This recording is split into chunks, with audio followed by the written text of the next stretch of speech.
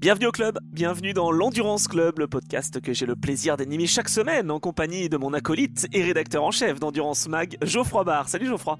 Salut Anthony, bonjour à toutes et bonjour à tous. J'aime bien ce gimmick à chaque fois, c'est déjà le 31e numéro de notre podcast. On va revenir sur une course complètement folle. On avait fait la présentation la semaine dernière, les 6 heures de Fuji, cette 7e et avant-dernière manche déjà de la saison 2024 du championnat du monde d'endurance de la FIA, le WEC, qui, comme d'habitude, est toujours très disputé. J'ai l'impression que cette saison 2024, elle est quand même très animée. Et comme on est dans l'Endurance Club et qu'on est entre passionnés, on va vous donner des chiffres évidemment, des infos insolites, des statistiques, et on va vous permettre de faire encore mieux connaître ce monde de l'endurance qui nous fait tant vibrer. Et sur les terres de Toyota à Fuji, eh bien Toyota a échoué et c'est Porsche qui s'est imposé. Comment tu as vécu cette course, Geoffroy, qui a été pleine de rebondissements de bout en bout? Franchement, on est clairement dans la meilleure saison du WEC depuis le lancement, on va pas se mentir. C'est la saison la plus intense. Et là, ça fait partie des courses aussi les plus intenses qu'on ait pu vivre. 6 heures de course, on le sait, c'est un peu long en général. C'est pour ça que le WEC a aussi toujours cette difficulté à percer et à trouver son public et à séduire. Mais bon, voilà, c'est dur à suivre quand le départ est à 4 heures du matin. Les 6 heures de Fuji, je t'avoue que c'est pas forcément la course. J'en ai jamais regardé en direct, je vais pas te mentir. Mais là, vraiment, j'ai été conquis parce que course très animée.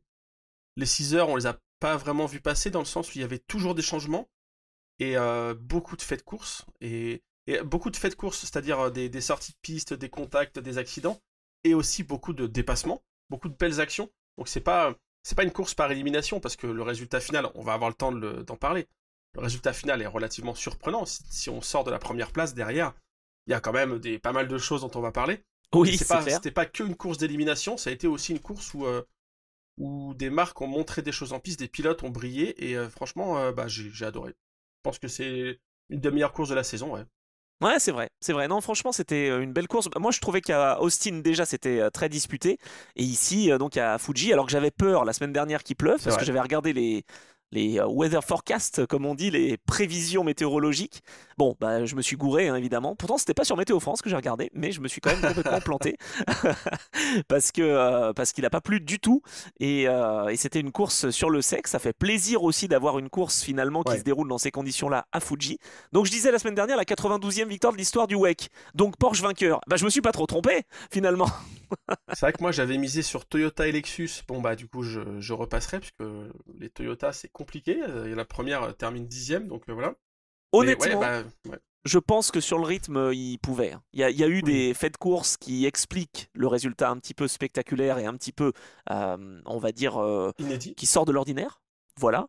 Mais Toyota aurait dû être là quand même. Bon, pour Lexus, c'est plus compliqué, on y reviendra en LMGT3. Non, mais à 1h30 de la fin, je crois que c'est à peu près à 1h30 de la fin, où il y avait une Toyota en tout cas qui était devant. C'est ça. Et oui, au rythme, comme tu dis, c'est toujours la marque qui revient, qui se rappelle au bon souvenir, où tu peux avoir un départ un peu différent. T'as les Ferrari qui partent devant, ou t'as une Porsche qui est bien, ou t'as ceci, en l'occurrence, t'as une Cadillac qui prend un peu d'air. Et puis t'as souvent cette petite musique qui revient, où t'as une Toyota ou deux qui remonte, et tu fais putain, c'est pas possible. Ils vont la gagner encore celle-ci. Ouais, non, mais c'est vrai. Là, c'était un peu ça. Et pourtant, on le disait rapidement la semaine dernière, mais c'est surtout ce qui revenait sur les réseaux, etc. Toyota n'était pas forcément avantagé avec cette balance de performance, mais ils sont tellement forts en stratégie que normalement ils sont capables de revenir justement. Et bon, ils étaient en mesure de revenir sans quelques pénalités, parce que tu l'as dit, il y avait des dépassements en piste, il y a eu des changements à chaque fois, il y a eu des sorties de piste, mais il y a eu aussi pas mal de pénalités. Il y a pas mal de pénalités pour non-respect des limites de piste, pour des contacts, pour des fous de coursiello. Et puis il y a même une pénalité surprenante entre guillemets pour Kobayashi, je crois, en fin de course, pour le fait qu'il ne respecte pas un drapeau bleu et qu'il soit en train de se battre Non, avec les leaders. c'était sur la 8. C'était pour la 8, ça. Pour la 8, ouais. En fait, on a eu un peu de tout. Mais comme d'hab. Alors, bon, rentrons dans le vif du sujet. Un peu comme on a eu à Austin. Ah, pardon, tu voulais partir non, sur vas-y. autre chose? Non. En fait, tu voulais pas du tout débriefer la course, tu allais pas partir sur un autre podcast? Non. Un peu comme on a eu, alors de mémoire à Austin, je crois. Tu sais, où on a eu ce côté, ou peut-être même à Interlagos. Enfin bref, comme on a un peu, je trouve, depuis le début de saison en WEC, ils ont respecté les consignes. Premier virage, Premier tour, on est sérieux. Réaccélération, premier secteur, bon, on commence, y a quand même il y a de l'engagement tout de suite, quoi. C'est-à-dire qu'on est en pneu froid, les voitures, on vient juste de les lancer. On est déjà côte à côte à pas mal d'endroits, c'est un peu dangereux. Et puis, bah, deuxième tour, premier virage, bon, bah alors là, on oublie tout, quoi. C'est parti, les consignes d'Eduardo Freitas, c'est fini, quoi. Bah, ils ont respecté le premier tour. Alors, on n'aura pas Ouais! dit de faire attention au deuxième. Ah oui, c'est ça. La course ne se gagne pas au premier tour, hein. Et Robert Kubica, il s'est dit, bah, au deuxième, peut-être, Oh non? là là. Mais attends, mais là, franchement, je suis vraiment désolé. Je vais décerner des bonnets d'âne. Aïe, aïe, aïe, aïe, aïe. Ça y est, je savais que ce moment allait arriver, que j'allais me faire détester. Non, c'est des pilotes que j'aime beaucoup. Je vais en Hmm. citer trois qui ont fait n'importe quoi, selon moi, hein, évidemment. Robert Kubica, voilà, Ouais. le premier du nom, qui élimine quand même la 51 et la Porsche numéro 5, qui va passer pas mal de temps au stand. Bon, bah Après, la super. Donc, 51, la 51 était aussi en perdition sur son freinage et c'est allait vrai. clipper la Porsche aussi. Donc en fait, pour moi, il y avait les deux Ferrari qui ont merdé leur freinage et qui auraient justifié d'avoir une pénalité. Puisque Robert Kubica a eu 30 secondes de drive-through, c'est pas le cas de la Ferrari 51. C'est pas la première fois que ça arrive, donc mon Robert, qui, bon, avec son bonnet d'âne que je lui décerne assez facilement, Oui. euh, je vais citer Earl Bamber. Hein, Non, oh, non. on va le reciter quand même tout à l'heure dans le podcast, mais non, je ne sais pas ce qu'il a fait. Pourtant, c'est un excellent pilote et Hmm. là, j'ai l'impression qu'il a voulu trop en faire, voilà, Il est parce que sur cette une belle Cadillac. saison. Il est Ah sur oui, une non, belle mais saison de conneries. c'est ça, sur une belle saison de conneries. Après, c'est dommage parce que Cadillac faisait des belles choses et on va y revenir, elle partait en pole. Et puis Hmm. le troisième, Kamui Kobayashi. C'est un des dirigeants quand même de chez Toyota, je crois, hein. Il a des Mhm. intérêts quand même à ce Bien que sûr, bien sûr. la machine fonctionne. Et là, il va de sa petite erreur. Pour moi, en tout cas, c'est une erreur. J'ai entendu, je crois que c'est Gabriel Aubry sur l'équipe qui parlait de l'erreur de Campbell. Je vois pas où il voit l'erreur de Campbell, mais peut-être. Je pense que Kobayashi a fait une erreur. Voilà. Bon, c'est mon Ben, avis. Voilà, donc tout de suite, je me fais détester. Voilà, ça y est. Commentez, mesdames et messieurs, sur le hashtag Endurance Club. bah alors non, mais c'est les trois bonnes dames que tu viens de décerner. Oui, c'est les cartons rouges de Stéphane Tortora, c'est ça, dans Sport 6. C'est ça, Putain, ça, pour ceux qui ont la référence. Ouais, quand même. je l'ai. Bah écoute, oui, Robert Kubica, il merde son premier freinage, enfin son deuxième freinage en l'occurrence au premier virage. Ouais. Euh, bah, on avait statué quoi? Quelle est la jurisprudence Vantore Kubica aux 24 heures du Mans? C'est qui met le coup de volant et qui fait quoi? On avait retenu la responsabilité de Kubica ou plutôt de Vantore aux 24 heures Ah du bah, Mans? nous, dans l'Endurance Club, c'était plutôt Kubica. On Maintenant, est d'accord. Non, mais je crois je connaissais la aussi. réponse, hein. Non, mais je crois aussi C'était juste pour. qu'il avait pris une pénalité, hein, il me semble. Ouais, oui, oui, non, mais je connaissais la réponse. C'était juste pour te dire que tu vois, ça fait quand même deux fois où, à mon avis, il y a des. Enfin, Robert Kubica, il aime bien les contacts. Je crois que c'était la première épreuve au Qatar où il avait beaucoup de contacts dans le premier C'est vrai. tour. Il est assez incisif. Euh, mais là, Après, bon, j'aime bah, bien ouais. les pilotes qui sont, comment dire, spectaculaires en piste. C'est pas ça le problème, Ouais, moi mais aussi. restons quand même dans les limites du raisonnable. Là, il a quand même éliminé la 51. Il a endommagé la course de la Porsche 5. Enfin, c'est pas que lui. Je veux dire, s'il sort seul, bon. Mais là, ça implique quand même, malheureusement, d'autres abandons, quoi. Après, pour Earl Bamber, je pense que tu as dû adorer les images. Le coup de raquette qui se prend, il est mythique ce coup de raquette quand même. Parce qu'il est vraiment. Ça, j'allais dire. C'est même pas là-dessus, en fait, où je lui reproche quelque Ah chose. non, bah non, mais ça c'est beau. Moi je veux dire, ça c'est de la. Moi j'aime bien ce genre de choses parce que il donne tout. Enfin, on est quand même une bataille pour la position, pour un Ah oui, futur podium avec l'Alpine. Il y a une GT au milieu, il passe à l'extérieur et là il se retrouve dans la trajectoire où, enfin, vous le savez très bien, c'est l'endroit où il y a tous les bouts de gomme, toutes les saletés qui ont été accumulées depuis le départ de la course. Et donc ça commence à être bien chargé. Il roule là-dedans et il se rend compte que là, à mon avis, l'angle de volant, ça marche pas du tout. Et le snap qui se prend direction le mur, enfin c'est une action de course. Voilà, il essaye de passer, il donne tout, il lâche pas. Ça se termine dans le mur et c'est après effectivement, je sais ce que tu vas dire et tu as totalement raison. C'est le retour en piste qui est catastrophique quoi. c'est n'importe quoi. C'est n'importe quoi. Parce que là, on est tout de suite dans le vif du sujet, hein. On n'a même pas abordé vraiment Porsche Oui, Porsche a qui a gagné, on s'en dominé. fout voilà. Non, Ouais. non, on va y revenir. Mais non, pour Cadillac, je trouve que c'est quand même une occasion de manquer parce que il partait en pole avec un super chrono d'Alex Lynn. C'était la première fois d'ailleurs en WEC que Cadillac partait depuis la pole sur les terres de Toyota. Donc, on va quand même faire le palmarès de Bamber dans cette course. Contact avec la BMW de Marcello, contact avec la Porsche numéro 91 dans la dernière heure qui occasionne un changement de capot avant, incident avec Mick Schumacher à 30 minutes de la fin, il va taper le mur. Ça jusque-là c'est une petite erreur, ça peut arriver, voilà, il se fait piéger, ok. Le problème c'est quand il repart, il voit rien, les roues sont, alors on n'a pas la vidéo, mais les roues sont quand même en V, c'est quand même magnifique, c'est la V-Series, les roues avant, et là il va à fond. Mais qu'est-ce qui lui prend? Je veux dire, enfin, je comprends qu'il soit un petit peu frustré, énervé sur le coup de la colère, mais il espère quoi? Il veut rentrer au stand Mac 12 pour être réparé. Mais non, mais c'est fini, Earl, c'est terminé. Je comprends pas. Il a failli casser tous les éléments de la chicane parce qu'il voyait rien, tout simplement. Il était à deux doigts de revenir en plafonner une autre voiture. Et puis il finit quand même par rentrer dans la voie des stands en mettant des débris partout, du liquide. Non, non, là, c'est pas sérieux. C'est pas Surtout qu'il digne d'un restait, pilote pro. c'est ça, il restait 30-32 minutes de course, donc clairement on est mort. Et puis il le sait, hein, vu l'état de la voiture et le choc à l'avant, ça va pas repartir comme ça. Il y a un vrai parallèle à faire avec Jack Aitken au 24 heures du Mans en 2023, où il éclate la voiture au premier tour, souvenez-vous, sorti de la chicane Daytona. Il pleuvait. Pareil, coup de raquette sous la pluie, effectivement. Tu fais bien le préciser, mais il éclate la voiture et son premier réflexe c'est de revenir à fond. Il y a de très beaux ralentis d'ailleurs dans le film Le résumé des 24 heures du Mans 2023. Bah tu me connais, tu sais que j'aime ça. Dans le résumé des 24 heures du Mans 2023, là, le format 52 minutes, il y a de très belles images au ralenti où Aitken est au niveau de Mulsanne et avec tout l'avant de la Cadillac endommagé et où il roule mais largement dans le bac à gravier, enfin il éclate tout.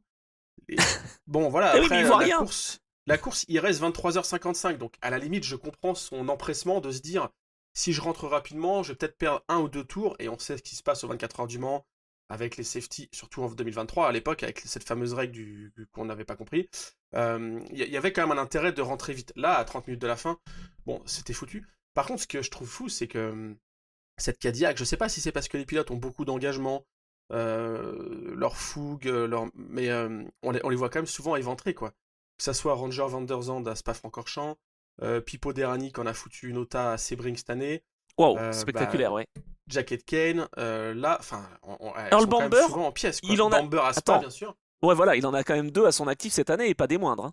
C'est quand même fou. Et, bon, alors, sur une note plus positive, Alex Lynn, je pense que c'est le petit chouchou quand même de la bosse chez Cadillac. Je dis ça Mérité, parce que non, mais mérité. je dis ça parce que vraiment, Alex Lynn, il est impressionnant. Il a failli, souvenez-vous, il a failli décrocher la pole aux 24 heures du Mans. Ouais. Quand même. Sébastien Bourdet aussi. Mais Alex Lynn en a remis une couche par-dessus. Et ensuite, c'est Kevin Estre qui l'a décroché. Mais Alex Lynn, il a une. Enfin, moi, j'adore. C'est vraiment un pilote, ça fait plaisir de le voir là, Je suis de d'accord. donner tout ça. Et super pole position. Super job aussi en début de course de la Cadillac. Donc, c'était Bamber qui était au volant, je crois, pour le premier relais. Ouais. Non, je sais plus. Enfin, en tout cas, ça sentait bon. Et puis bah, après, comme tu dis, ça s'est envenimé. Bon, au rythme, au train, sur une épreuve de 6 heures, on le sait, la Cadillac, elle est peut-être pas au niveau de ses opposants en WEC. Donc, bon. Mais en tout cas, il y a eu quand même des erreurs qui sont pas permises à Enfin, Earl Bamber, c'est incroyable. Là. Il multiplie Non, vraiment c'est les erreurs, dommage. quoi. Ouais. Bon, et je te dis encore une fois, j'en parle avec virulence, j'allais dire, mais parce que j'y croyais à cette Cadillac et je suis assez déçu de voir comment ça s'est terminé parce que le podium était possible. Franchement, pour cette Cadillac, le podium était possible. Donc, bon, dommage. Voilà, on a évacué le sujet Cadillac. Ça va faire plaisir à Émilien Girard, qui est mon collègue et qui suit Endurance Club, et son fils Alex, qui est fan de l'endurance. Maintenant, il est tout jeune et il aime bien la Cadillac qui lui fait un petit peu peur. Il aime bien les BMW. Tiens, ça tombe bien parce qu'on va en parler. Alors, est-ce qu'il aime bien les Porsche? Je ne sais pas. En tout cas, Porsche, franchement, ça a été incroyable, hein. Devant, on va le dire, 65 800 spectateurs qui n'attendaient qu'une chose, c'était une victoire Toyota, évidemment. Eh bien, c'est une deuxième victoire pour la Porsche numéro 6, qui là, quand même, après une course parfaite, Geoffroy, je pense, hein, est en train de mettre une main, voire les deux, sur le trophée, hein. Ouais, alors c'est deuxième victoire de la saison, comme tu le dis, pour cet équipage. C'est aussi la deuxième victoire de Porsche sous l'ère du WEC à Oui, Fuji. Puisqu'on l'a dit, Fuji, c'est quand même un territoire réservé à Toyota dans l'histoire du WEC. Et donc là, c'est la deuxième fois que Toyota chute quand la course est organisée dans le cadre du WEC. Et c'est encore face à Porsche. Bah, moi, ce que j'ai bien aimé, c'est qu'on a cet équipage, on en a souvent dit du bien. Tu sais qu'en plus, j'apprécie les trois. Euh, Bah, Lorenz Vantor a fait du Lorenz Vantor, c'est-à-dire il a toutes les qualités de son frère et en plus il fait pas d'erreur. Tu vois ce que je veux dire? Oui. On on a Kevin Estre, bah, je sais même plus ce qu'il faut démontrer sur ce garçon, mais on a Kevin Estre qui, même dans des situations merdiques, c'est-à-dire à la fin de la course, apparemment il y a le système d'air conditionné qui a fui, enfin qui a renvoyé beaucoup d'eau. Donc il avait une pédale qui glissait avec de l'eau dessus, il a loupé un freinage, il s'en sort quand même. Kevin Estre, je pense que tu peux le faire conduire. Si on devait trouver un cascadeur pour faire les scènes de Michel Vaillant avec un bandeau sur les yeux, ce serait lui, quoi. Bah, on t'enlève un bras, enfin, Kevin Estre, il s'en sort, il n'y a pas de problème. Donc C'est là, il a clair. fait le boulot. Et puis André Lauterer aussi, et bah tu vois, on était resté, enfin on était resté. Non, depuis il y a eu d'autres courses, mais aux 24 heures du Mans, je me souviens, on commentait ensemble d'ailleurs en pleine nuit. Prestation pas forcément ouf, Non. relais assez court de nuit. Je sais pas hein, si c'est lui qui était pas à l'aise, si c'est la voiture qui correspondait pas aussi aux conditions de piste. Je suis pas en train de charger André Lauterer, loin de là. Non, mais il Mais pleuvait un petit peu, c'était pas facile, ouais. ouais, et puis je pense qu'il avait aussi sa frustration d'être rentré trop tôt en début de course, passer des pluies. Vous savez, le tout début des 24 heures du Mans où la voiture était en tête, elle était partie de la pole, et au niveau stratégique, ça avait un peu merdé. Bref, je pense que là, il a fait un. Bah, c'est lui qui fait le dépassement sur la Ferrari pour s'emparer du commandement, Ouais. et il tient largement le rôle. Donc Et là, attends, les trois ont vraiment enchaîné une super prestation, quoi. c'est sa première victoire au Japon. Tu sais, on parlait la semaine dernière Oui, de Benoît c'est Tréluyer vrai. qui m'avait dit dans Trajectoire que bah, il avait entre guillemets les boules pour Audi et pour bah, Hmm. cette victoire qui lui avait échappé. Bah, il était avec André Lauterer à l'époque. Bien sûr, en Et 2013, ouais. donc, eh ben ouais, donc en fait Lauterer, il est quasiment bah, binational, je sais pas, même triple, j'en Ouais. sais rien. Il est allemand, il est belge et puis il est un peu japonais aussi. Et c'est sa première victoire au Japon à Fuji dans le cadre du WEC. Donc bah, bravo à lui. 12e victoire quand même de Lauterer en WEC. 10e pour Kevin Estre, qui avait déjà gagné à Fuji en 2018 en GTE Pro. Et qui devient quand même le 25e pilote en WEC. J'aime bien les stats, hein, on est là pour ça. A gagné 10 courses dans cette catégorie. Donc il en a gagné 8 en GTE Pro et maintenant 2 en hypercar. Ils sont largement leaders du classement général, on l'a dit. Et puis, troisième victoire pour Lorenz Vantor. Donc, vraiment, un bel ouvrage, j'allais dire, qu'ils ont fait parce que leur pire résultat, c'était à Austin, sixième, parce qu'il y a eu la pénalité. Sinon, c'était quatrième au Mans, en partant de la pole. Et sinon, ils sont toujours sur le podium, hein. Donc là, ils ont maintenant, on y reviendra tout à l'heure, mais ils ont plus de 30 points d'avance sur les poursuivants directs. Autant dire que Ouais, avec le système des points il y ouais, a un coefficient qui est appliqué pour la dernière course. En gros, il faut que ce soit la Toyota qui est aux trousses qui gagne et que ou la eux, Ferrari. ouais, et puis eux, je pense il faut qu'ils marquent 2 points ou 3 points, un truc comme ça, mini. Donc C'est ça, c'est ça. ça va Parce qu'ils aller ont chercher la 35 points pole. d'avance Ouais, et on marque 38 points si on gagne à Bahreïn. Il y a la voilà, pole qui peut rapporter un point aussi, voilà. mais Donc sinon, clairement, ça va aller chercher la pole, c'est certain. Puis après, ça va peut-être. Après, ils ont clairement dit qu'ils n'étaient pas dans une position attentiste en arrivant à Fuji. En même temps, quand tu vois les trois qui sont dans la voiture, ils sont pas là c'est pour clair. finir huitième. Donc ils n'étaient pas dans une position d'attente à essayer d'accumuler les points. Et d'ailleurs, ils ont très bien fait, puisque on va le détailler un peu plus, mais BMW deuxième, Alpine troisième, Peugeot quatrième. Et ensuite, on Incroyable. a les deux Jota qui suivent 5-6, une nouvelle Alpine, encore une Peugeot. Enfin, en fait, là, ils ont fait ce qu'ils pouvaient faire de mieux, c'est-à-dire gagner. Et en plus, les poursuivants directs marquent très peu ou quasiment pas de points. Donc, ils ont bien fait de ne pas être dans cette approche conservatrice. Et je pense que pour la dernière course, c'est pareil. C'est pas le genre de la maison de rester planqué, quoi. Ah bah c'est ce qu'on dit, hein, la meilleure défense c'est l'attaque, hein, de toute façon. Donc là, et Voilà. malgré deux petites frayeurs, parce que tu as parlé de ce système d'air conditionné qui a fait de la condensation sur la Mhm. pédale, je sais même pas d'ailleurs comment il s'en est sorti après pour les autres tours, mais enfin bon, ça c'est l'histoire ne le dit pas. Mais il y a eu Mhm. aussi un petit contact hein, entre la 6 et la 8, encore, cette fois entre Kevin Estre et Hirakawa, alors qu'à Austin c'était avec Sébastien Buemi. Mhm. Bon, malgré ça, ils arrivent quand même à s'imposer. C'est une course vraiment parfaite, quasi en tout cas. Par contre, pour la 5, aïe aïe aïe aïe aïe. Problème donc avec le contact, tu l'as Bah, dit, hein. Kubica. Mhm. Bah oui, avec Kubica. Et puis ensuite, contact avec la Toyota de Kobayashi. Non, Ouais. là, ça faisait Bon un alors, petit peu trop là. Ils sont bon, alors, maudits, hein. C'est quand même dingue, hein, cette Porsche, pourtant qui est pas mal au championnat, hein, parce que mine de rien, ils sont quoi, quatrième, avec 3 podiums au compteur, 2 abandons. Et là, ils ont vraiment été malchanceux parce que ça jouait aussi, je pense, un top 5, hein. Bon, alors allons-y, parce que t'as tout de suite lancé le pavé dans la mare tout à l'heure. C'est ça, maintenant, ça se fait beaucoup dans le sim racing, tu sais, le à qui la faute, who's at fault, Ah oui, genre là, voilà, qui tu dois juger, c'est le tribunal du WEC, qui est fautif entre Kamui Kobayashi et Matt Campbell sur ce fameux dépassement. Kobayashi pour moi, monsieur. Ouais, bah oui, oui. Je t'avoue que les premières images, en fait, vu qu'on n'a pas la vue extérieure, on n'a pas le début de l'action, Mm. donc c'est quand même difficile de juger. J'avais un peu le sentiment que Matt Campbell refermait et que du coup, enfin voilà, je sais pas. Et puis quand tu regardes les on-board, quand tu vois que Kobayashi est vraiment derrière dans le rétro, on voit qu'il est quand même clairement derrière et qu'il s'est vraiment. Ils sont pas roue dans roue. Enfin, ce que je veux dire, c'est que on sent que la Porsche a quand même vraiment fait le gap, est passé et régulièrement, depuis la sortie du premier virage, a vraiment pris de la marge et est clairement passé. Donc oui, tu peux tenter un freinage tardif, mais à cet endroit-là, tu sais très bien qu'un freinage tardif, dans une courbe qui est quand même relativement serrée à gauche, tu vas envoyer le mec contre qui tu te bats, tu vas l'envoyer dehors. Donc non, effectivement, il aurait dû lever. Je pense que c'est assez simple de voir que c'est Kobayashi qui, en revoyant les images, comme je te dis, moi à chaud j'ai jugé que c'était Campbell, mais en vrai on voit que c'est Kobayashi qui merde quoi. Pour être tout à fait honnête, ils étaient, si tu veux, côte à côte. C'était une super phase dans Mm. cette course, hein. Ils Ouais, étaient ouais. vraiment premier virage, côte à côte. Kobayashi, donc finalement, si on se dit de façon théorique, était à l'intérieur, donc il est mieux placé. Oui, mais il Oui. n'était pas, comme tu dis, vraiment à hauteur de Campbell. Et puis surtout, Campbell, en fait, dans cette cassure à gauche qui se passe quasi à fond, ben, il n'y a Mhm. qu'une seule trage.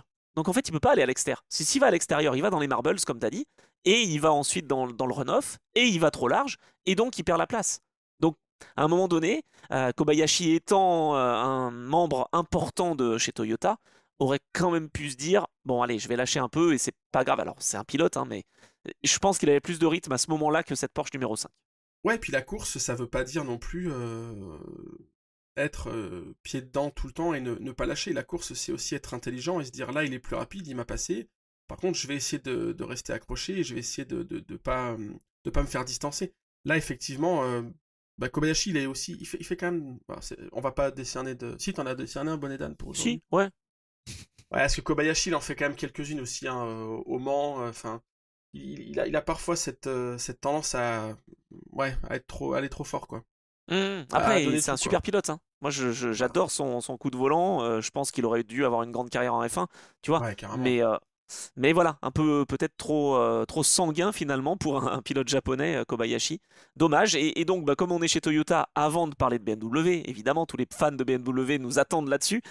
Toyota espérait mieux, donc tu disais qu'une 10e position. Il y a Mm. eu, je pense, une ouverture pour être 3 voire deuxième, mais drive-through dans les dernières minutes pour avoir ignoré ce fameux drapeau bleu. Alors, qu'est-ce que t'en penses? Parce que j'ai le débat, évidemment. On serait en IMSA aux États-Unis. Le drapeau bleu, en fait, Mm. il est quasi inexistant. C'est-à-dire que ce qui se passait, c'est que la 8 était à quasiment à un tour et Oui. allait se faire dépasser par la Porsche numéro 6. Et malgré les lumières qui étaient dans l'habitacle, etc., blue flag, il a résisté, je crois, alors je sais plus, je crois que c'était Buemi, mais je suis pas certain. Il a résisté peut-être plus que de raison au leader. Est-ce qu'il n'aurait pas mieux fallu pour lui laisser passer la Porsche et s'il y avait le rythme, essayer de redépasser? Parce que là, dans ce cas-là, il n'y avait plus d'histoire de drapeau bleu. En fait, ce que j'ai entendu d'Edoardo Freitas, c'est non-respect du drapeau bleu et surtout, au-delà du non. Enfin, moi, c'est comme ça que j'interprète. Au-delà du non-respect du drapeau bleu, en fait, ça veut dire quoi? Ça veut dire que t'es censé laisser passer une voiture. Bon, bah, tu lui facilites pas le passage. Ok, ça, c'est une chose qui, effectivement, est sanctionnable. Mais là, c'est non-respect du drapeau bleu et racing against. Donc, en gros, C'est vrai. en plus, il était en train de se battre contre lui. C'est-à-dire que Et de le gêner. ouais, il y a une nuance entre ne pas se laisser dépasser et faire la course contre, tu vois. Et donc là, c'est vraiment ça. Tu vois, effectivement, bah, ouais, il le laisse, enfin, il prend la ligne de course, il lui facilite vraiment pas la tâche. Bah non, c'est pas le jeu, quoi. Enfin, surtout que, enfin, ouais, là, c'est la même chose un peu que, si je dis pas de bêtises, mais c'est un peu la même chose que Kubica et Vantore dont on parlait tout à l'heure au 24 heures du Mans. C'est Vantore voulait pas se faire mettre à un tour par Robert Kubica qui était en C'est tête vrai. des 24 heures du Mans. Donc, et tu vois, ça a mené à cet accident débile, puisqu'il a pas éliminé les deux voitures sur le coup. Il a éliminé la BM, ça c'est sûr. Il a peut-être sans doute commencé la chute de la Ferrari jaune. Mais Ouais, là c'était un peu vain, je pense, parce qu'il restait pas beaucoup de temps de course. Donc Il oui, restait. c'est assez bête, C'était quoi. quoi? Bah, en fait, la pénalité arrivait tard, mais je pense que Ouais, l'incident s'est passé à 1h30 de l'arrivée, donc il y avait quand même ouais. de l'enjeu. Mais bon, voilà, c'est vrai que c'était pas une course pour Toyota, et d'ailleurs, tiens, Kobayashi, on l'a pas précisé, mais il aura un drive-through potentiel, en tout cas, c'est sous Suspensif, ouais. probation, quoi, en Ouais. sursis, voilà, c'est ça. Jusqu'à la fin de la saison, va pas falloir qu'il refasse de bêtises, sinon ça va tomber. Voilà, donc bah, chez Toyota, on continue en plus d'avoir une idée pour faire progresser cette GR010 hybride, hein, parce que a priori, ils seraient allés dans le wind tunnel, tu sais, la Mhm. soufflerie de Windshare, parce que en fait, actuellement, je crois que celle de Inville de Sauber est en travaux, si je dis pas de bêtises, et donc il y aurait peut-être possibilité d'avoir des évolutions sur cette fameuse Toyota, peut-être pour la fin de saison, pour aller glaner, pourquoi pas, le titre constructeur, parce que là, si on parle du titre pilote qui est quasiment joué, pour la numéro 6, le titre constructeur, entre Porsche et Toyota, c'est vraiment en ballottage avec 10 points d'écart seulement en faveur de Mhm. Porsche et Mhm. Ferrari derrière, et tu as moins de 30 points. Donc ça va être serré, je pense, cette dernière à Bahreïn. Ok, bah écoute, je savais pas qu'ils étaient. Ça me surprend ouais, qu'ils fassent des évolutions pour la dernière course, mais En tout cas, ils aimeraient faire progresser cette voiture. C'est ce qu'il en est ressorti, hein, de ok. cette rumeur. Voilà. Maintenant, ça peut être pour l'année prochaine aussi. Mais bon, on continue de travailler. C'est ce que je voulais dire. C'était le sens un petit peu Ouais, ouais. de ma phrase. Ah oui, non, bah clairement, eux, ils se reposent pas. Enfin, là, Toyota, ils vivent leur pire saison depuis longtemps. Ah Dans le ouais? sens où, dans le sens où pas de 24 heures du Mans depuis 2 ans. Enfin, ils gagnent pas 24 heures du Mans. Et cette année, il y a eu des victoires, mais beaucoup moins que l'année dernière. Rappelez-vous que le championnat l'année dernière, le WEC, c'était victoire Ferrari au Mans et toutes les autres manches, c'est Toyota qui a gagné. Il n'y a pas eu une seule victoire pour un autre constructeur.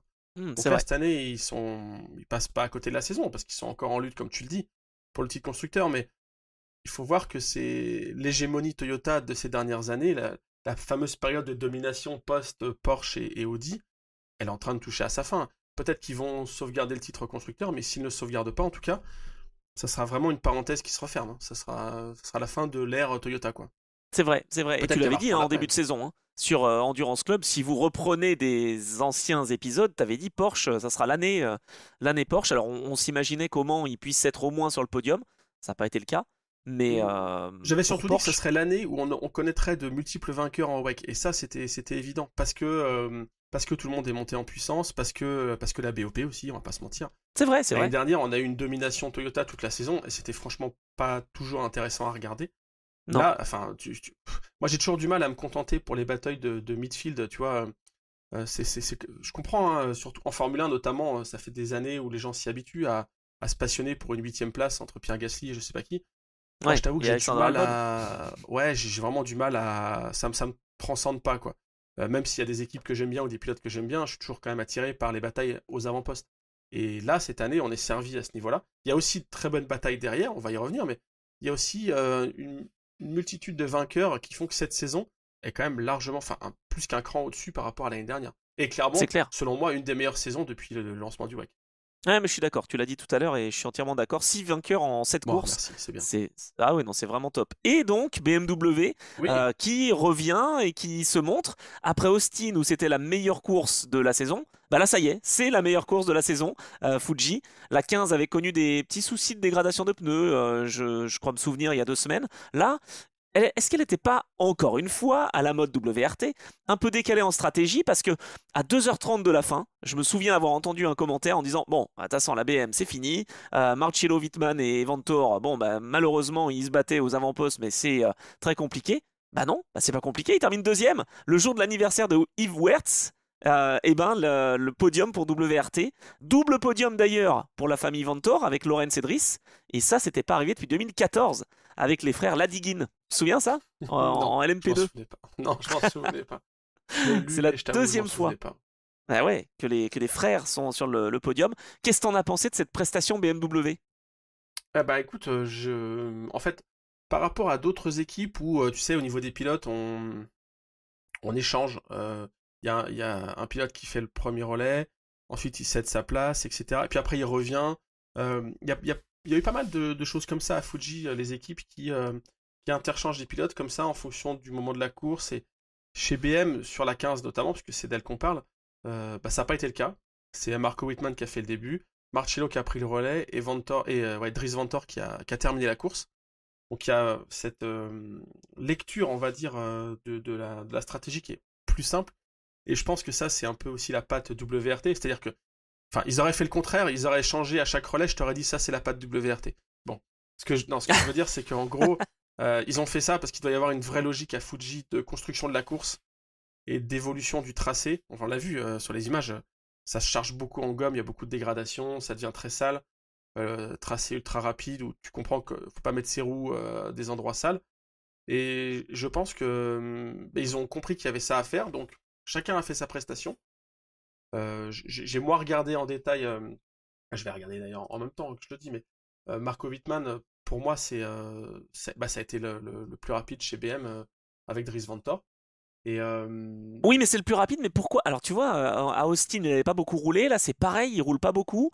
Je mm, sais pas pourquoi ils le font pas beaucoup rouler. Tu vois, j'ai l'impression qu'il a peu de feeling avec les pneus ou qu'il sait pas les emmener. Enfin, il sait pas. Il a peut-être mm. moins cette tendance à emmener les pneus suffisamment longtemps. Je sais pas ce que t'en penses, mais ça fait 2 fois que je le remarque, quoi. C'est vrai qu'on fait moins confiance à Marco Wittmann. Par contre, bravo Bah, à ouais. Bastien sur cette BM numéro 20 parce que la stratégie, ben voilà, elle est solide et c'était vraiment très très fort de la part de toute l'équipe, quoi.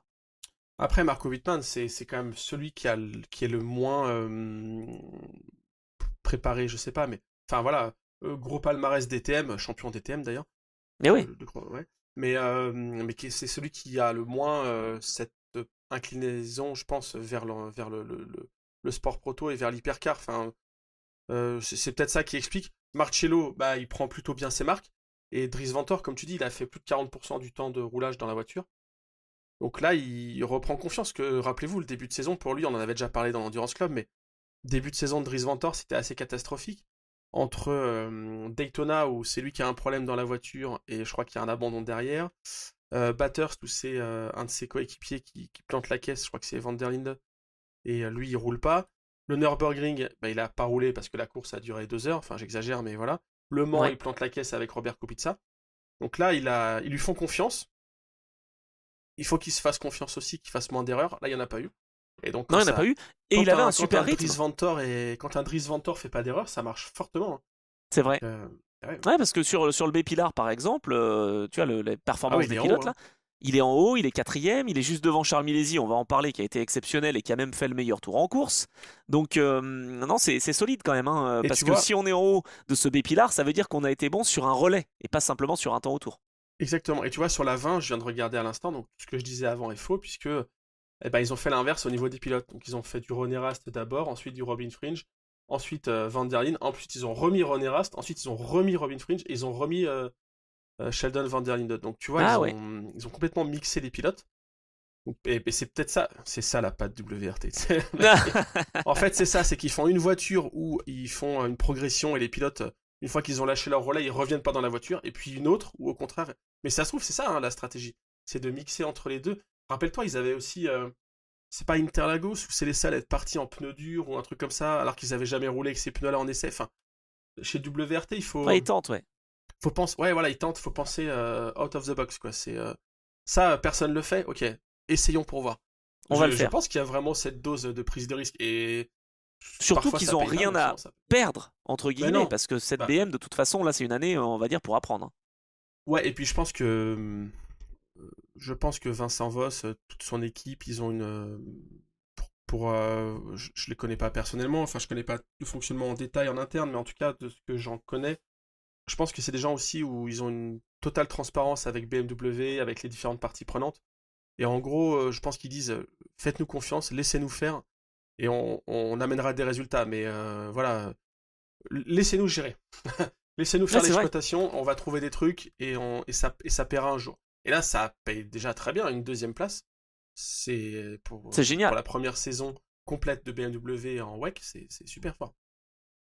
Franchement, très fort. En fait, on va dire que dans cette édition là des 6 heures de Fuji, ça a été, je vais pas dire les outsiders, parce que la Porsche numéro 6, c'est pas outsider, mais les Non. outsiders se sont montrés, et les équipes françaises aussi. Parce que la dernière marche du podium, quand même, revient à Alpine, avec Mick Schumacher qui est allé la chercher, cette troisième place, face à Norman Nato. Je veux dire, elle n'est pas venue toute seule. Alors oui, ils ont été aidés parce qu'il y a eu des pénalités, notamment pour la Toyota numéro 8, pour l'Alpine numéro 35, qui, selon toute vraisemblance, aurait dû être sur ce fameux podium. Mais quand même, Mick Schumacher, Nicolas Lapierre et Mathieu Vaxivière ont vraiment réussi à monter sur ce podium. Le rythme était là. Ça aurait pu être une double arrivée 3 et 4, je pense. Donc vraiment, vraiment, coup de chapeau à cette équipe. Je sais pas ce que t'en as pensé, toi. Je trouve que dans la 35, ça a été encore même plus spectaculaire. Dommage qu'il termine 7ème, mais Charles Milesi qui fait le meilleur tour en course, qui est ultra solide sur ses relais. Ferdinand Habsbourg, bon ben voilà, maintenant qu'on connaît. Et puis Jules Gounon qui remplaçait le pauvre Paul Louchatin qui n'avait pas pu faire le déplacement au Japon. Ils ont tous été très forts. Malheureusement, il y a eu un petit contact avec une Corvette, je crois, et donc une pénalité, un drive-through qui fait qu'ils redescendent au classement. Mais les deux Alpines étaient là, quoi. J'ai lu Philippe Sino qui explique que le podium de la 36 récompense aussi le travail de la 35. Tu vois, il y a vraiment ce côté équipe. Tout à fait. Bah alors, bon, je vais dire du bien d'Alpine du coup. Bah oui, on oui, attend non, ça. Ça fait depuis le début de l'année qu'on l'attend. Non, mais je suis content parce que je. C'est pas un secret, je l'ai déjà dit plusieurs fois, je trouve que l'association des pilotes n'est pas forcément la meilleure du plateau. Maintenant, on peut dire les choses, la saison se termine. Non, mais voilà, je trouve que c'est pas forcément ceux qui ont les pilotes les plus en pointe. Et là, Mick Schumacher, comme tu dis, mais début de saison, il faisait des erreurs en piste, pas forcément très à l'aise, avec le trafic, hein, j'entends.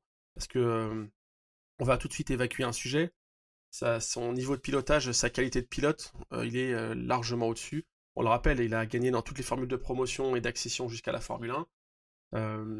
Il n'y a pas de débat sur son talent de pilote. Tu sais, j'ai pensé à autre chose. Et après, je te laisse finir. J'ai pensé à autre chose. Est-ce que maintenant, le projet F1 n'est pas. Alors, j'allais pas dire derrière lui, mais moi, ça m'avait choqué aux 24 heures du Mans. Je lui pose des questions sur l'endurance, il me parle de F1. Je dis, bah, Mick, franchement, je me suis dit, mais, ouais, mais dommage, quoi. Ouais, mais... Là, est-ce que maintenant, le fait que Jack Doohan ait été sollicité chez Alpine, que Andrea Kimi Antonelli ait été officialisé chez Mercedes en Formule 1, il se dit pas, bon, ok, la parenthèse Formule 1, j'y ai cru, c'est peut-être pour l'instant en pause, je vais me concentrer à fond sur l'endurance. Est-ce que tu crois pas qu'il y a eu ce déclic-là? J'ai eu un moment assez long avec Kevin Magnussen quand il était aux 24 heures du Mans l'année, donc il était chez quoi? Chez Nielsen ou je sais plus chez qui il roulait. Oui. Non, enfin bref. Si, c'est ça?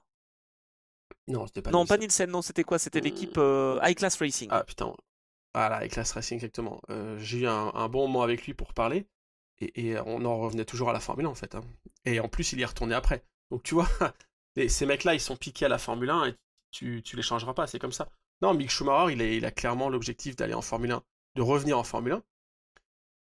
En plus, petit père avec enfin voilà, son histoire personnelle et avec son père, etc. Je pense que Bien sûr. c'est quand même une discipline où il aimerait exceller. Mais là, pour moi, il s'est révélé pas sur le côté pilotage, comme encore une fois, je le répète, mais plutôt sur le côté gestion du trafic et dépassement. En fait, à Fuji, je pense que c'est un des circuits.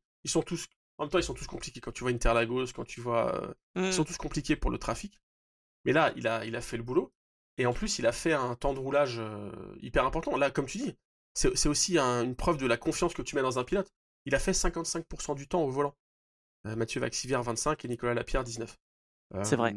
C'est une preuve de confiance énorme. Il fait le départ, il fait l'arrivée. Bah voilà, est-ce que c'est pas lui le capitaine, je veux dire. T'as Charles Milesi aussi sur l'autre voiture qui est c'est incroyable. Meilleur tu vois en course, qui a une non mais Charles performance de Milesi, dingue. Donc, non mais ouais. c'est incroyable. Il a fait combien de relais? Parce que certes ils ont découpé en plusieurs fois, ils ont fait des petits relais, des passages au stand, etc. Mais il a roulé 55% du temps, Charles Milesi. Il a fait 3h15 dans la caisse quand Jules Gounon et Ferdinand Habsbourg ont fait 1h26 et 1h11. Ouais. Ah non mais carrément, c'est bah voilà 55% du temps aussi. C'est les deux. Là c'était les deux hommes forts, on va dire, du week-end pour Alpine. Et moi j'ai bien aimé, il y a plusieurs trucs que j'ai appréciés. Notamment il y a eu une phase de course, c'est pas celle qu'on retiendra le plus dans l'histoire, mais il y a eu à un moment une phase de course entre une Alpine et une Lamborghini.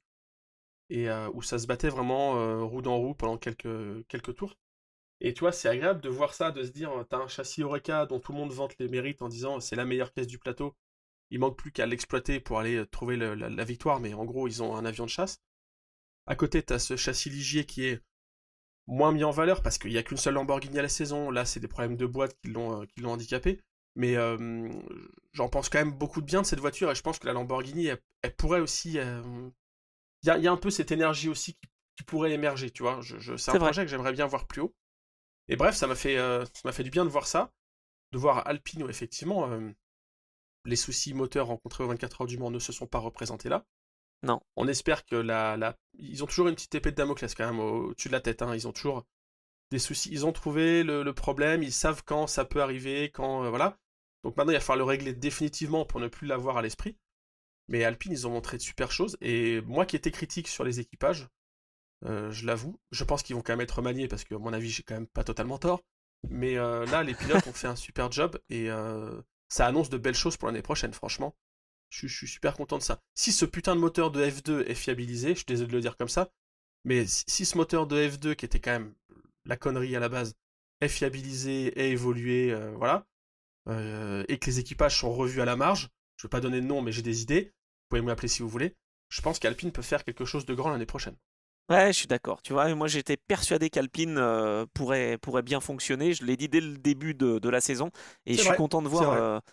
que les progrès sont là. Mm. Ça travaille dur chez Signatech aussi, Ouais, avec ça Philippe oui. Sino et toute l'équipe. Donc vraiment, et puis comme tu dis, entre la 35 et la 36, il y a de l'échange. Donc c'est vraiment top. Et bah, bravo la France, j'allais dire, bravo Alpine.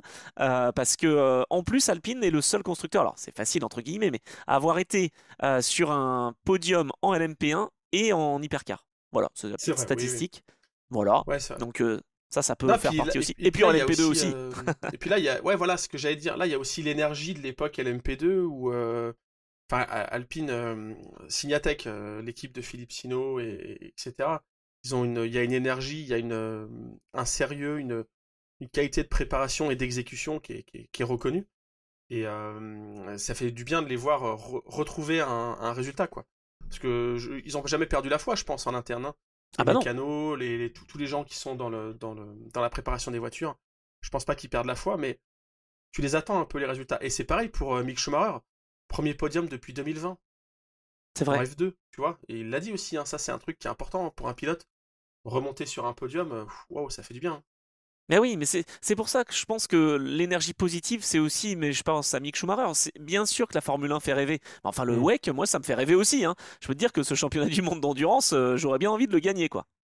Ah mais voilà, je pense que si effectivement Alpine fait ce step et offre un projet, une plateforme dans laquelle tu peux en tant que pilote essayer de te battre pour une couronne de champion des pilotes ou apporter un titre constructeur à la marque ou gagner les 24 heures du Mans, Mick Schumacher il va peut-être réfléchir à rester un peu plus longtemps et puis peut-être qu'il y a d'autres pilotes aussi qui vont être attirés, tu sais, on est sur l'offre et la demande et sur les marques essayent de recruter des pilotes, les équipes proposent des choses, il y a des projets dans lesquels tu as envie d'aller, d'autres un peu moins, tu vois, chez Peugeot un petit peu moins en ce moment, mais là pourtant ils font quand même une belle prestation. Je te fais une transition parce que Peugeot Ah, c'est 4ème beau. c'est quand même fou quoi. Bah oui. Non, mais attends, parce que Michael Jensen a doublé Norman Nato. Alors, le pauvre Norman, Ouais, c'est vrai qu'en fin de ouais, course, c'était compliqué pour lui. Alors, je ouais. fais quand même une parenthèse.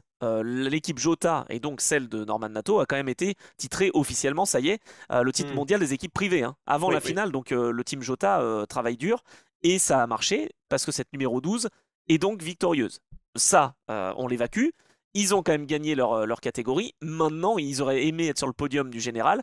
Ils se sont fait Hmm. dépasser par l'Alpine et ils se sont fait dépasser par Mikkel Jensen qui vient donc apporter un podium à la Peugeot, pas un podium, une quatrième place à la Peugeot 9X8 numéro 93 et la 94. Hurrah! Mais alléluia, les premiers points de la saison en terminant huitième. Donc finalement, c'est un bon résultat d'ensemble, hein. Les quatre voitures françaises sont dans le top 10. Franchement c'est bien. Alors et évidemment vu que c'est pas sur le podium, ça passe, ça attire moins la lumière quoi. Tu vois, on a moins cette impression de. Mais c'est quand même une super performance. Euh, bon, ça masque mal quand même les problèmes de fond. Oui. Alors, c'est Euh, sûr que c'est un peu le résultat, un peu, je sais pas, en trompe-l'œil ou je sais pas, Oui, c'est l'arbre qui cache la forêt parce qu'il y a eu aussi pas mal de crashs, il y a eu pas mal de pénalités. Mais enfin, fallait être là. Et puis c'est ouais. pareil, Olivier Jansoni, il a aussi expliqué que une décision avait été prise et je pense que c'est assez intelligent de miser sur des drapeaux jaunes, des full course yellow pour garder des pneus. Ils ont été un peu plus en difficulté en début de course, mais ensuite ils avaient des pneus plus neufs pour la fin et c'est ce qui leur a permis d'attaquer. Après, moi, là où je voulais aller, c'est que, enfin, il se dit clairement en coulisses que qu'il va encore y avoir des évolutions sur la voiture, ils réfléchissent à utiliser ces fameux jokers pour faire évoluer la voiture, pour changer des éléments. Enfin, cette 9X8 version 2024, la 9X8B Evo 1, non, je sais pas comment on pourrait l'appeler pour faire un clin d'œil avec 905, mais elle donne pas encore totalement satisfaction. Certes, là, elle termine à 45 secondes et il y a une 4ème place et c'est beau, et j'en suis super content. Mais je pense qu'il y a quand même encore du taf. Et donc, ce que j'ai lu, c'est que là, en fait, ils sont toujours. J'ai l'impression qu'ils sont toujours à contre-temps. Ça, je l'avais déjà dit aussi. Ils apportent pas d'évolution course après course. Mais ils sont plutôt en train de dire, quand la saison sera terminée, on fera des développements et on les intégrera pour la saison prochaine. Bref, les gars, l'année dernière, non, en début de saison, vous avez commencé le championnat avec une voiture de l'année dernière. Il a fallu attendre la 2e manche pour avoir la spec 2024. C'est pas sérieux. Enfin, je sais pas comment le dire, mais j'ai l'impression qu'il y a toujours un temps de retard dans l'exécution. Là où Alpine a eu des soucis d'allumage et les fameux problèmes moteurs dont j'ai parlé, les 24 heures du Mans où ils sont passés à côté de leur presta. Par contre, j'ai l'impression qu'ils empilent les choses de la bonne manière. Le châssis, j'en reparle encore une fois. La mise au point, enfin voilà. Les pilotes, franchement, ça aussi, tu vois. Chez Peugeot, on l'a dit la semaine dernière, ça peut tout à fait se comprendre. Des pilotes qui peut-être peuvent perdre un peu la motivation. Tu vois, enfin, quand t'as pas de résultat et que tu te bats pour une 9ème place ou une 10ème ou une 11ème, bon, tu vas peut-être pas te donner à fond comme si c'était pour un podium, quoi. Ouais, là, je pense qu'effectivement, ça va faire du bien aussi au moral de voir 4 et 8. Il faut que ça se passe bien pour la dernière manche.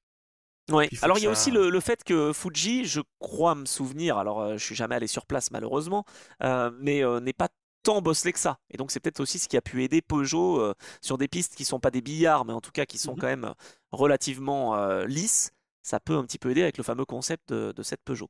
Et puis, ouais, voilà, ce qui était cool, c'est de voir la 9X8 qui. Je suis un peu chauvin parfois aussi, et voir une 9X8 qui double une Porsche, c'est toujours agréable.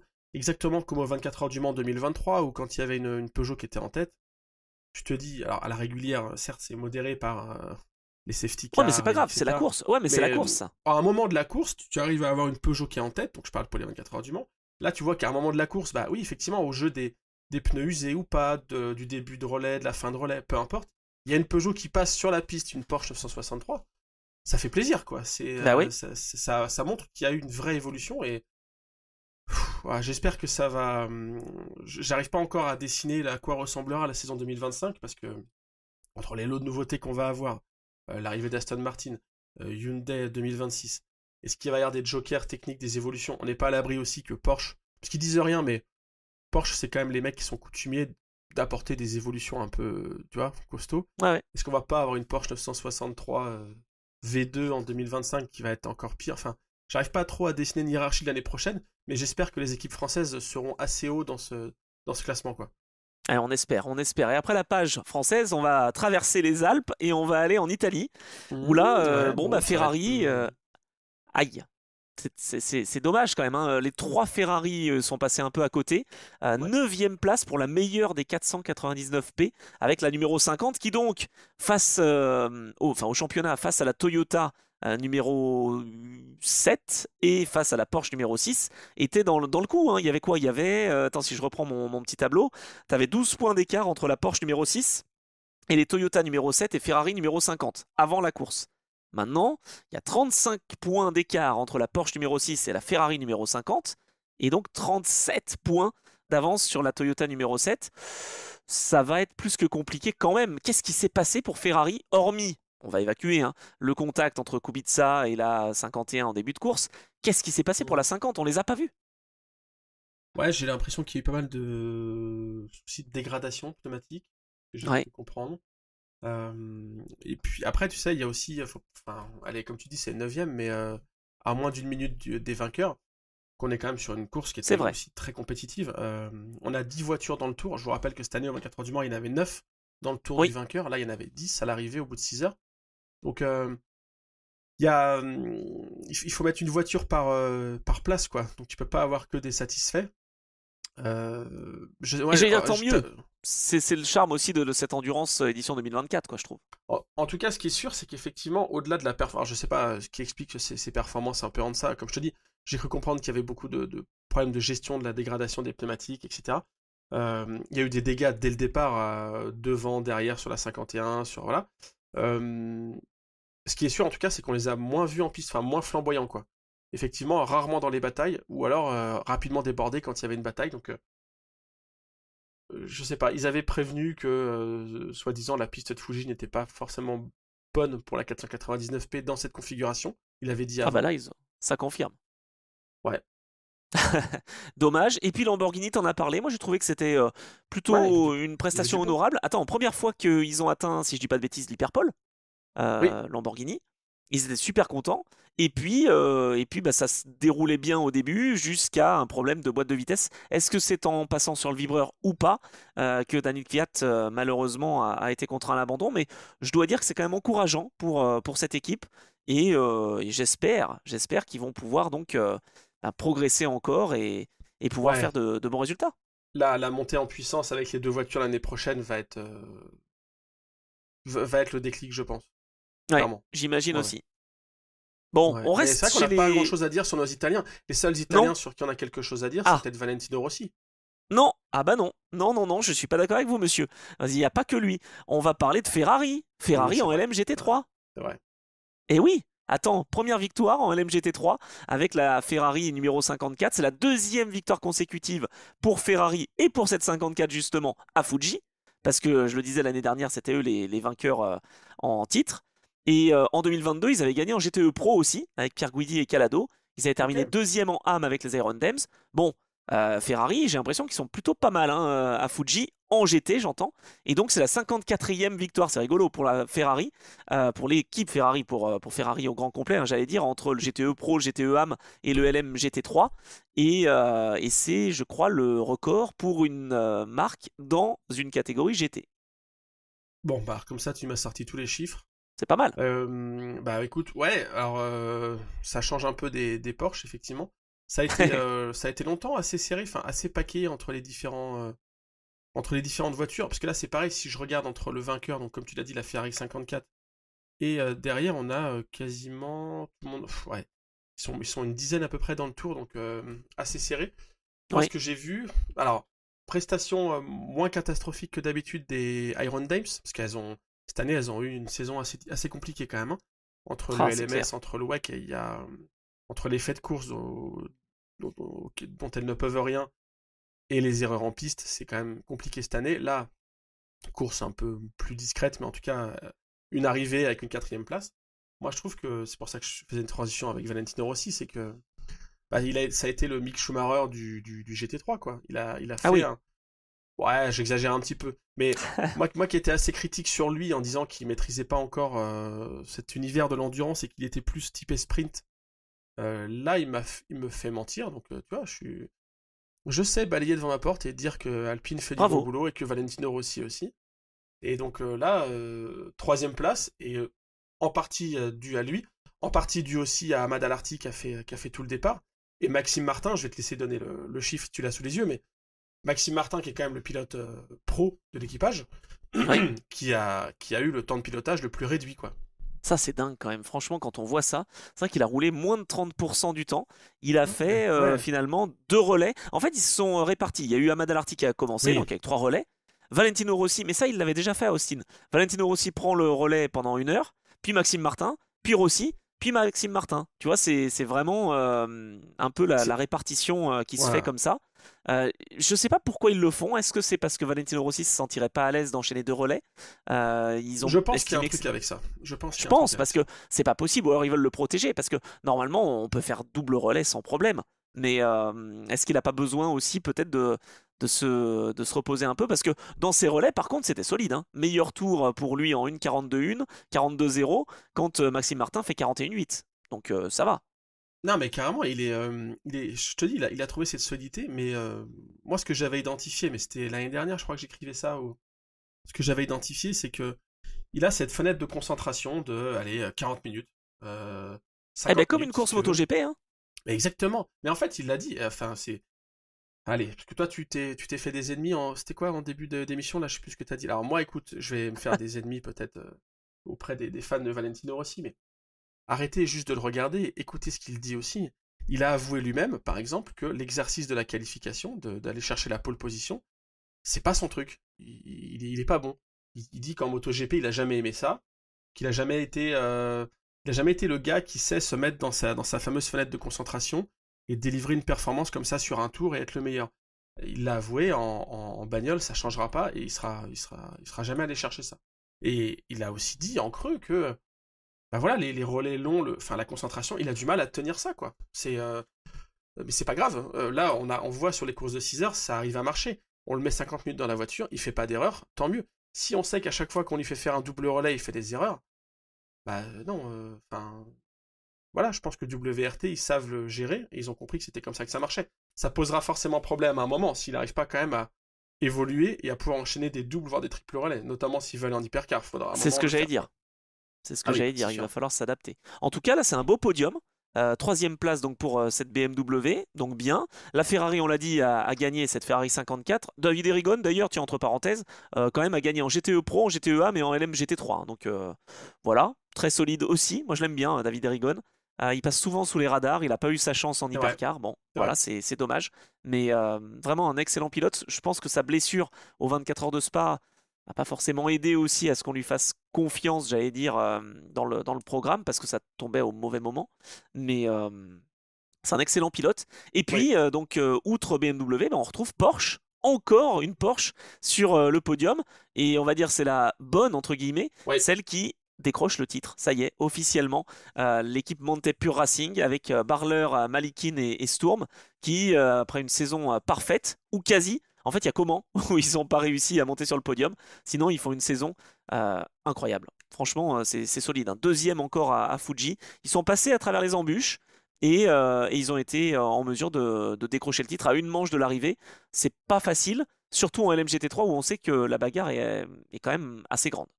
Il y a la bagarre, mais surtout il y avait McLaren aussi qui était très en forme. On a vu, alors je crois qu'il y avait eu un contact entre les deux, entre la 59 et la 95 en début de course. Mais Ah oui, les c'est vrai. McLaren étaient quand même aussi assez hautes. Les Aston Martin sont un peu plus passés au travers, j'ai le sentiment. En tout cas, on les a moins vus aux avant-postes. Déjà qu'on n'a pas beaucoup vu le GT3 par rapport à la réalisation TV. On a encore moins vu les Aston Martin qui étaient un peu plus en dedans. Ouais, c'est vrai. Et puis, puis les Lexus, comme tu le dis, bon, Ah, à la oublier, hein, saison de galère franchement. touche à sa fin. Mais bon, ça Mais va je, se mais je débloquer comprends quand il y pas. aura la nouvelle Lexus. Ouais. Ouais, j'espère, mais je comprends pas. Alors après, en IMSA, j'imagine bien que la performance est peut-être un peu différente et la balance de performance un peu différente parce que on fait rouler une vieille voiture et on veut quand même la faire aller aux avant-postes. Là, ici en WEC, je comprends la CO aussi. Ça incite pas les constructeurs à lancer de nouvelles voitures. Si on fait gagner des Lexus, enfin si on fait gagner, Oui, si oui. on offre une balance de performance, on va dire plus favorable, ça va pas encourager les constructeurs à faire de nouvelles voitures. Mais là, 11e et 12e. Pouah, c'est dur. Alors, je pense qu'il y a eu aussi ce côté stratégique avec les safety cars et les full course yellow qui n'ont pas aidé. D'ailleurs, c'est ce qui a, je pense, perdu McLaren parce que Costa faisait un bon boulot. Ils étaient troisième. Grégoire Saucy se fait interviewer à quoi, à 1 heure de l'arrivée Hmm. en étant super confiant, en disant bah voilà, nous, on vise le podium, quoi. Et finalement, il termine 8. C'est dur pour McLaren. Franchement, c'est dur. Surtout que le rythme était là.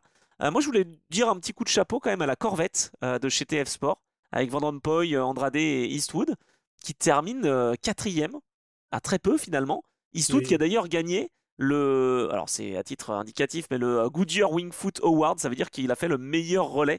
La moyenne du relais en tout cas était la plus rapide en LMGT3. Donc Je connaissais pas celui-là. ah ouais, c'est celui-là, il est pas mal. C'est que en Hmm. LMGT3 et, Ouais. et c'est Eastwood qui le gagne. Donc bravo à lui et donc bravo à cette équipe TF Sport qui a pu mettre cette Corvette juste devant les Iron Dames qui encore passent à côté du podium. C'est quand même dommage. Ouais, à Ah là 13 là. secondes. À 13 secondes Non, mais ça passe pas loin et on a une belle variété. Enfin, de toute façon, on le savait cette année avec le nombre de constructeurs, mais on a 5 constructeurs différents aux 5 premières places. C'est quand même beau, quoi. C'est clair. Il n'y a pas de domination, il n'y a pas de mainmise. Même si la Non. Porsche, comme tu l'as dit, ils sont déjà titrés et ils ont été tout le temps aux avant-postes, c'est pas non plus une ultra domination d'un constructeur, quoi.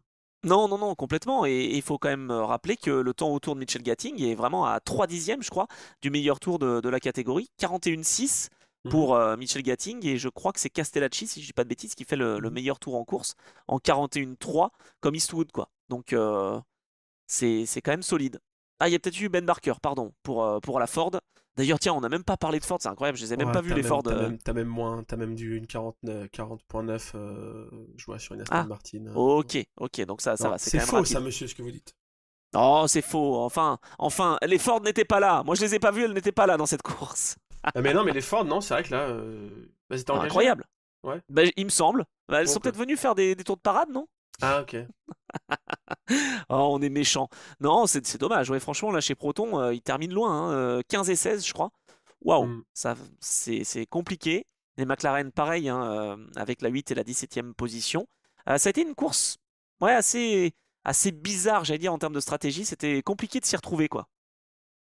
Bah, ouais, alors carrément, et puis surtout que eux, ils sont victimes des sauvages en hypercar, parce qu'il y a eu un peu moins quand même de... Enfin, j'ai l'impression, on les a pas Ah, vus, quand mais même, hein. j'ai quand même l'impression qu'il y avait moins de contact. Mais eux, ils subissent les full course yellow et les safety cars suite au contact en hypercar, donc c'est compliqué aussi de caler sa course. On en avait déjà parlé de ça dans un épisode, mais faut pas perdre de vue que quand on est dans une catégorie comme ça, le GT3, il y a votre propre course de catégorie, mais il faut quand même que vous ayez un œil sur la course au global, puisque c'est... Alors certes, c'est pas une épreuve au nombre de kilomètres, c'est une épreuve en temps, mais c'est quand même important de savoir où ils sont, enfin, parce que les safety cars vont sortir aussi en fonction de la position des leaders au général. Enfin voilà, c'est toujours un peu compliqué, je pense, au niveau stratégie, et ça peut expliquer parfois surtout quand on a des arrivées relativement serrées comme c'est le cas ici. Quand tu regardes les écarts, finalement, ouais, ils sont, je te dis, j'arrive pas à compter les 13 premiers, voilà. Les 13 premiers sont dans le tour et les écarts sont ridicules. Donc, on aurait pu avoir une hiérarchie totalement différente. Allez, à partir du cinquième rang, de 5 à 13, je pense que ça aurait pu être totalement différent, quoi. Ouais, c'est vrai, c'est vrai. Non, non, mais en tout cas, ça a été vraiment un beau week-end. Donc, on l'a dit, le titre déjà officiel pour la Montepio Racing en LM GT3, le titre pour l'équipe Jota en hypercar, mais pour les équipes privées.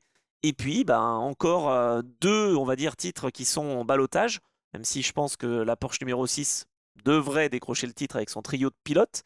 Par contre, Toyota peut encore être champion au niveau des constructeurs. C'est pas Ouais, ouais. le titre le plus honorifique, j'allais dire, aux yeux des spectateurs et du public. Pour les constructeurs, c'est important, hein. Ouais, non, mais c'est pas fait. Attends, il faut quand même aller décrocher les résultats. Course un peu plus longue aussi. Donc, non, non, c'est à surveiller. Franchement, il y a rien de fait. Ouais, ça va être sympa. En tout cas, Bahreïn, donc ça sera, on le sait, début du mois de novembre. La date Ouais, c'est exacte, dans je la longtemps, ouais. retrouve, c'est le 2 novembre. 2 novembre pour les 8 heures de Bahreïn, donc c'est un samedi, si je dis pas de bêtises. Ouais, ouais, ça roule pas le dimanche là-bas. Voilà, et ce sera la grande finale, donc ça va être intéressant. Si tu me permets, avant de passer à C'est quoi ton actu, je voudrais rapidement parler de l'IMSA. On fera un épisode spécial, hein, j'imagine, pour revenir sur la fin de saison et préparer un peu le Petit Le Mans, parce qu'il reste deux courses Oui. dans ce championnat IMSA. Et là, on sera à Indianapolis ce week-end, et j'en parle parce que je vais commenter la course, donc sur Automoto la Ah, chaîne. Ah bah d'accord. oui. Ah bah quand même, monsieur, on fait un peu la promo. Mais là, c'est une saison qui est assez disputée, bon, comme d'habitude en IMSA, parce qu'on marque énormément de points. Oui, ils font x10, tu sais. Là, au lieu d'avoir, je sais pas, 20 points, ils en ont 2 332 532. Mais, en tout cas, c'est serré entre Cameron Nasser et Jaminet Andy. Tiens, tiens, encore des Porsche Ouais, aux de toute façon, avant-postes. aux États-Unis, ils sont bien à l'aise. Non, j'allais regarder le calendrier, tu vois, parce que je t'avoue que je l'ai pas forcément en tête, comme tu disais. On avait parlé entre les courses où il y a des protos, d'autres où il y a que des GT ou machin. Oui, Mais oui. effectivement, là, c'est 6 heures, ça lance bien le Petit Le Mans. J'adore le Petit Le Mans, moi. Quand je vois que c'est dans moins d'un mois, ça, je suis content, j'adore cette course. C'est vrai qu'elle Euh, est, elle est bien. Mais là, Indianapolis, tu sais, c'est 6 heures, mais les autres années, c'était 2h40, comme d'habitude, mhm, j'allais dire. Là, on a un petit peu dans l'esprit des 6 heures du Glen, cette course d'endurance qui va compter, qui fait partie de ces 5 majeurs finalement mhm. dans l'année. Et donc, c'est la Battle of the Bricks, et ça sera donc dimanche 22 septembre. Il y a 56 voitures engagées, 11 en catégorie proto GTP, 10 en LMP2, 12 en GTD Pro et 23 en GTD. Donc je pense qu'il va y avoir du spectacle, hein. Bah écoute, j'espère. Indianapolis, ça, c'est un peu. J'ai des souvenirs longs. J'ai- Ah ouais? Ouais, j'ai un souvenir d'un 8 heures d'Indianapolis en IGTC. Ah oui. Ouais, bon, en même temps, il y avait moins de concurrents. Ça, c'est une course organisée donc par SRO. Et ça, c'était 2022, je crois. Où en fait, donc c'est une course de 8 heures. Mais je crois que alors, le plateau était assez maigre de GT3. Et donc il y avait aussi des GT4 ou même des Touring qui étaient autorisés. Et alors là, vraiment les ultra pointards, vous allez me corriger parce que je vais sans doute dire une bêtise, mais au bout de 3 heures ou 4 heures d'épreuve, en fait, les concurrents du championnat GT4 américain, eux, ils pouvaient s'arrêter. Enfin, Ah oui, c'est vrai. la course était terminée. C'est-à-dire que bah, eux, ils rentraient au stand à mi-course. Je t'avoue que j'ai jamais vu ça ailleurs. Ah C'est-à-dire que... si!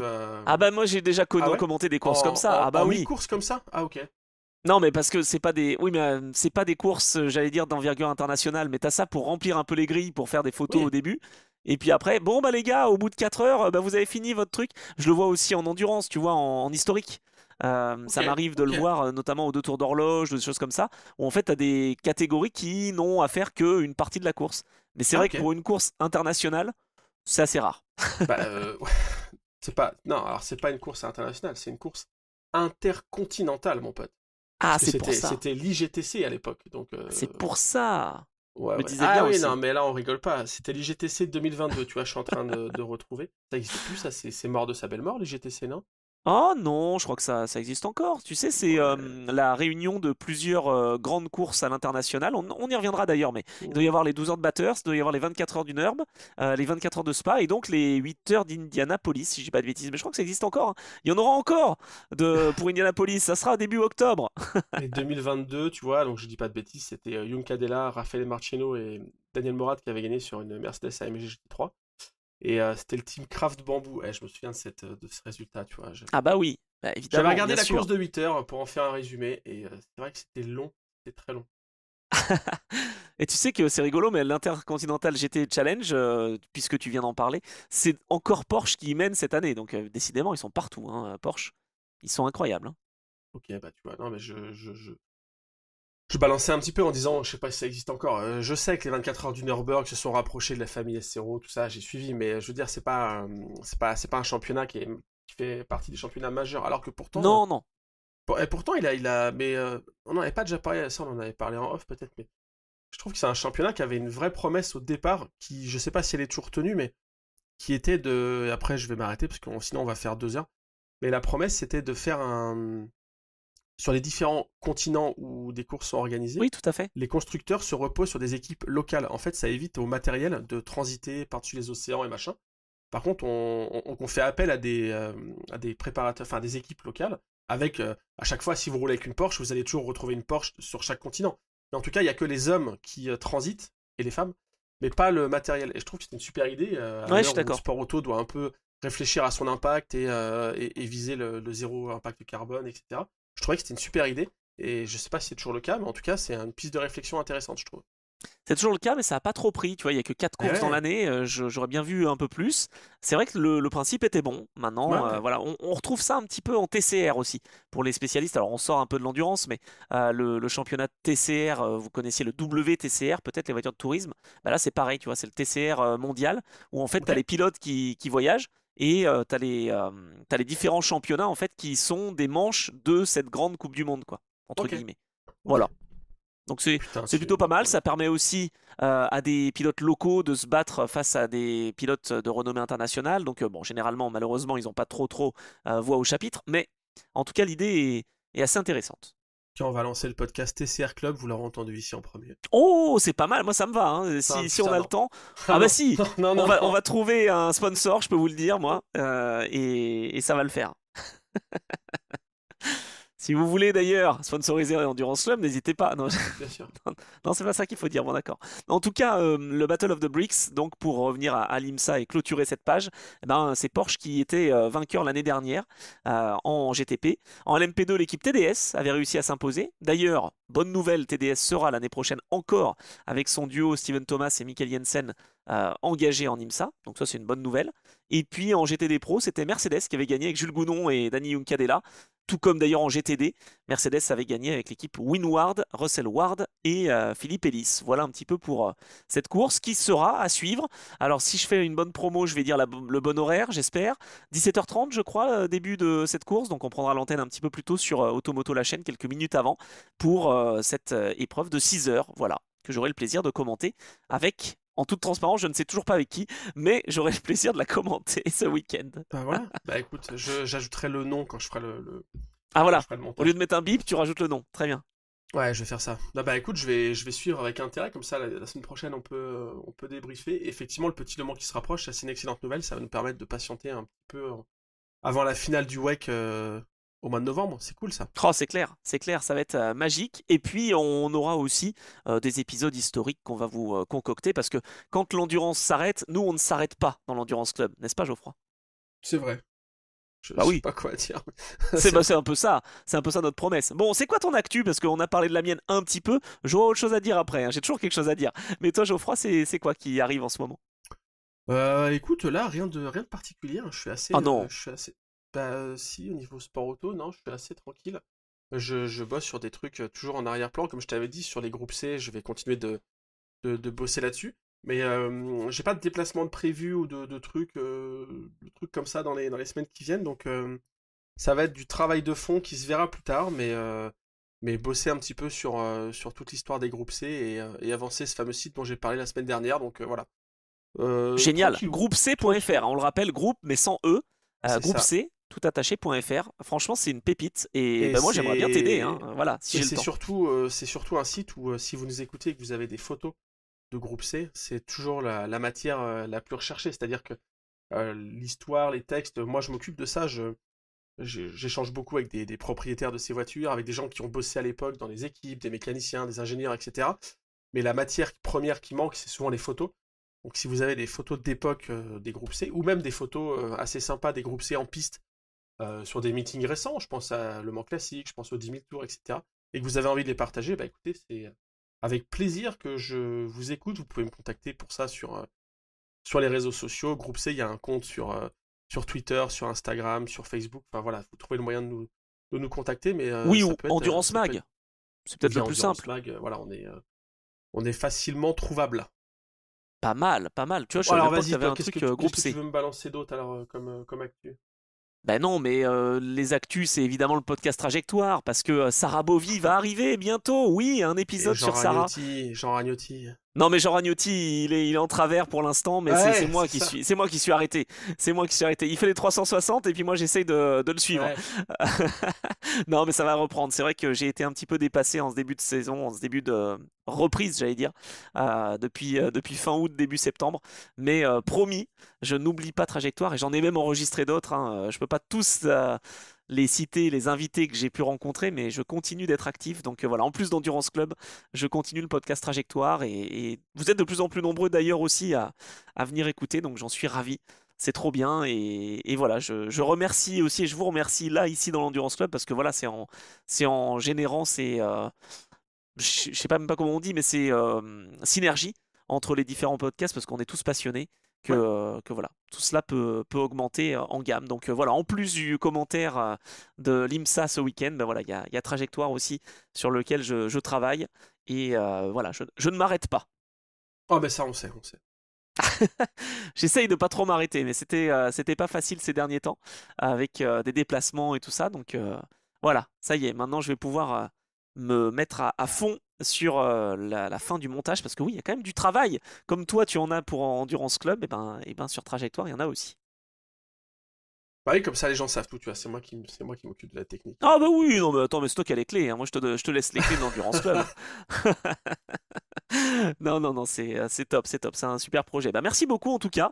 On a essayé d'être pas trop long, c'est quand même un des plus longs évidemment qu'on ait fait, mais parce qu'il y avait tellement de choses à dire sur ces 6 heures de Fuji, on peut pas faire plus court, c'est pas possible.